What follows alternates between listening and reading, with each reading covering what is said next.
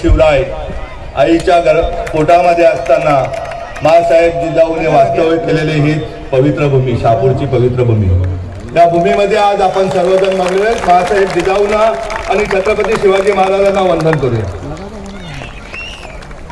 आजचा आपला कृतज्ञता सोहळा, दरवर्षीप्रमाणे कृतज्ञता सोहळा, ज्या मातांनी समाजासाठी आयुष्य अर्पण केलं त्या आपल्या सर्वांच्या मातोश्री मासाहेब जिजाऊ बसणार तर आता बसलेल्या विमल ताई पश्चेपर्यंत ज्यांनी खास काळजी खाऊन गरिबीमध्ये आमच्यासारखी पोरं निर्माण केली त्या सर्व मातांना माझा नमस्कार।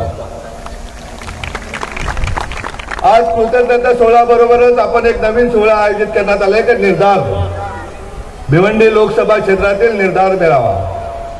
हो, आपल्याला करायचा आहे निर्धार शिक्षणाचा। आपण पाहतोय गरिबांच्या मुलांना, हजारो मुलांना शिक्षणाची व्यवस्था नाही। आपल्याला या लोकसभा मतदारसंघातील प्रत्येक विद्यार्थ्याला गुणवत्तेचे शिक्षण मिळालंच पाहिजे, हा निर्धार करावायचा आहे। आज आपल्याला करायचा आहे आरोग्याचा निर्धार।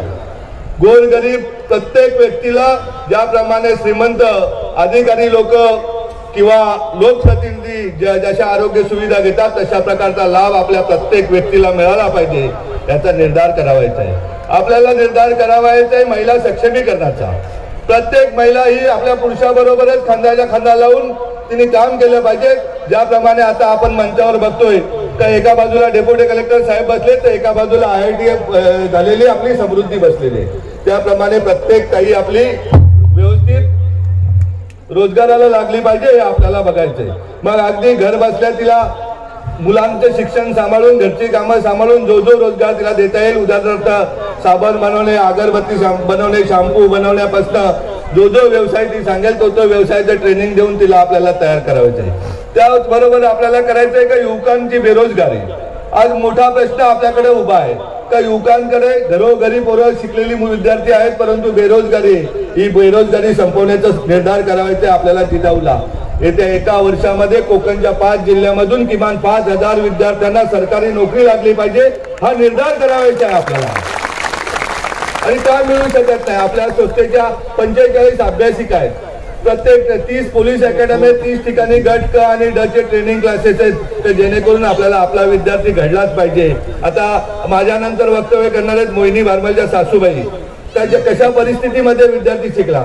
मगाशी डेप्युटी कलेक्टर साहेबांना वेळ कमी होता नाही तर त्यांनीही सांगितलं असतं कशा प्रकारे शिक्षण घेतलं। आज कुठेही कुणाला काळजी करण्याचं कारण नाही का बाबा आंधळून पाहून पाय पसरा, असं कुठल्याही माय माऊलीने किंवा वडीलधाऱ्यांनी आता विद्यार्थ्यांना सांगण्याची गरज नाही। जेवढे पाय पसरायची विद्यार्थ्याची ताकद असेल तेवढे आंधळून उपलब्ध करून देण्याची जबाबदारी आपली आहे, तो निर्धार करण्याचा आजचा दिवस आहे।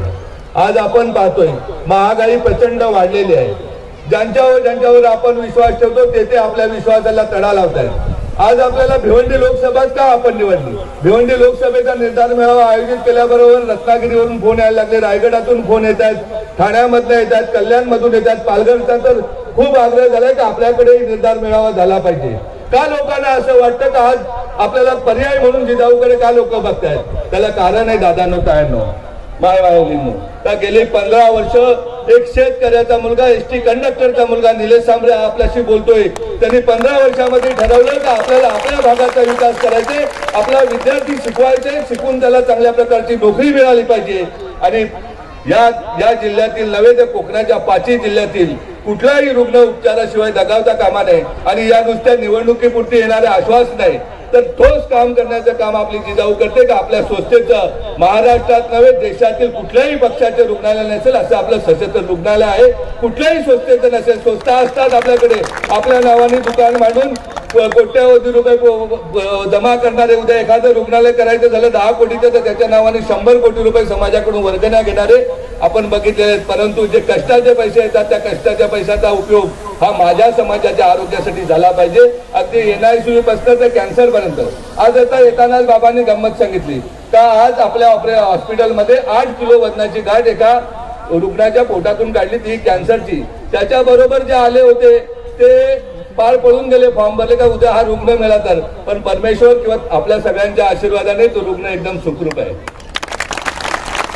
आज येताना दुसरी एक गोष्ट सांगितली, भिवंडी तालुक्यातल्या भारोडी गावचे एक नागरिक होते, आमच्याकडे एक ॲडव्होकेट मॅडम होत्या, त्या मॅडमचे सख्खे मामा 8-8.5 तास त्यांच्या ऑपरेशनचे लागले.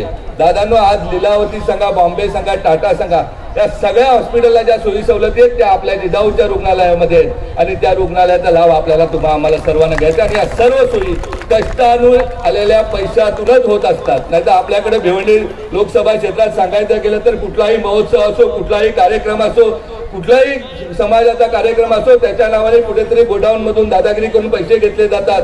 कुठल्या तरी पुढाऱ्याचा फोटो लावण्यासाठी तो मोठ्या प्रमाणात खंडना वसूल करून त्या मंडळाला देत असतो. तशा प्रकारची आपली जिजाऊ नाही, जिचं नावच जिजाऊ, जिने वास्तव्य या शहापुरात केलेले, त्या जिजाऊच्या कुठेही अंगाला डाग लागणार नाही. ही जबाबदारी आपली आहे. आज आपल्याला निर्धार करायचंय. मला खूपसे लोक प्रत्येक तालुक्यामध्ये मिटिंग घेत असताना भिवंडी लोकसभा क्षेत्रात सांगतात आपण निवडणुकीला उभे राहायला पाहिजे, आपण निवडणुकीला उभे राहिले पाहिजे. त्याच गोष्टीचा आज विवंचना करण्यासाठी मी आपल्या समोर उभा आहे. निवडणुका तर मी अनेक वेळा पत्रकारांना सांगत असतो. मागच्या मला वाटतं महिन्यापूर्वी शहापूर येथे एक मीटिंग झाली, प्रेस कॉन्फरन्स झाली. तर निवडणुका हा आमचा धंदा नाही, आमचा व्यवसाय आहे आणि व्यवसायातून आलेल्या कष्टाच्या पैशातून आमचा समाज उभा राहिला पाहिजे. जो मुंबईच्या बाजूला समाज आहे 5 जिल्हे, आजही आम्ही हॉटेलमध्ये काम करणारा वेटर, आम्ही गाडी चालवणारा ड्रायव्हर, आम्ही घरात घर काम करणारी बाई, आम्ही घरात जेवण बनवणारी बाई, आम्ही हे चित्र सगळं आम्हाला बदलायचे आणि त्यासाठी जिजाऊ काम करते. परंतु जेव्हा या देशामध्ये अनाचार चालू होतो, अंधाधुंद चालू होतो, त्यावेळेस आपल्याला काही निर्णय घ्यावे लागतात. बंधुभगिनींनो, तर त्याला विलास असतो, पट्ट असतो. आपण सांगतो का राजकारण हे घाणेरडं क्षेत्र आहे आणि भिवंडी लोकसभा तर आपल्याला सर्वांना माहितीच आहे. मी परवाच येत असताना 2 तरुण पडद्यामधून माझ्या गाडीत बसले. येताना ते मला दाखवतात ही या पाटीलची साईड, एवढ्या मोठ्या उपनेत्यांचा भाऊ आहे, ती बंद पाडली. त्याच्या पुढे आल्यानंतर दाखवली वडवलीजवळ फाटा आहे, तिथे काही एका गुजराती माणसाची साईड, ती बंद केली. त्याच्या पुढे आल्यानंतर राईट साईडला साईड दाखवली की शेतकऱ्याची साईड, ही बंद केली. जेव्हा राजकारणी मंडळी राजकारण सोडून, राजकारण हे समाजसेवेचे साधन हे समजून फक्त आणि फक्त पैसे कमावण्याचं किंवा दादागिरी करून गाव गुंडाप्रमाणे जर दादागिरी करून लोकांना जर त्रास देत असतील तर जिजाऊला राजकारणात उतरावं लागेल. दादा,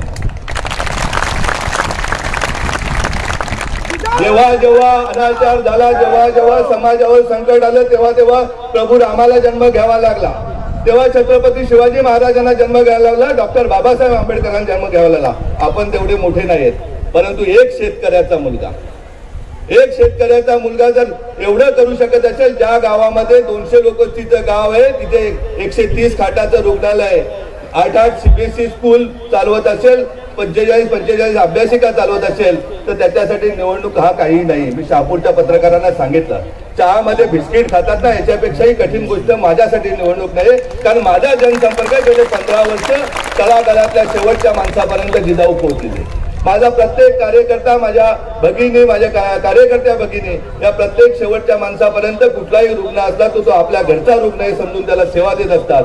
आणि या राजकारणाच्या पलीकडची आपली जिजाऊ आहे.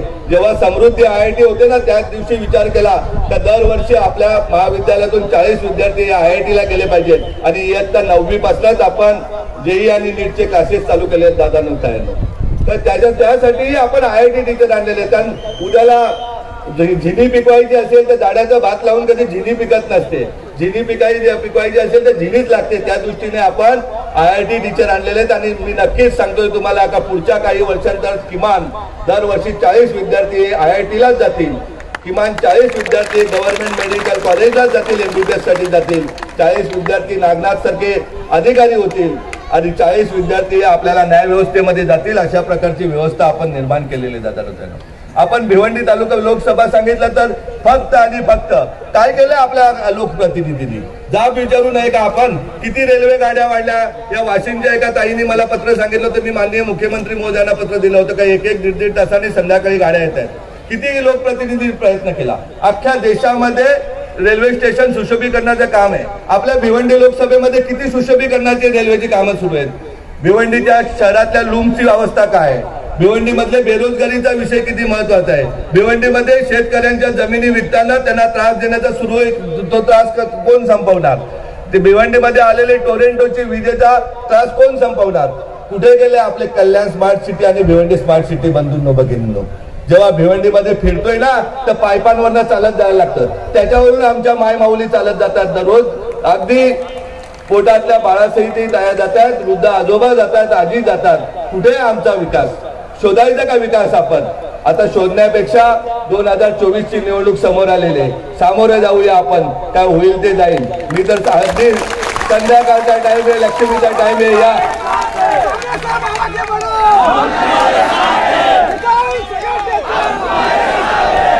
तुम साथ है इसलिए मैं बात बोल रहा हूं. मला माहिती आहे माझ्याबरोबर या मायमाऊलींचा आशीर्वाद आहे, त्याचबरोबर सर्व धर्मगुरू.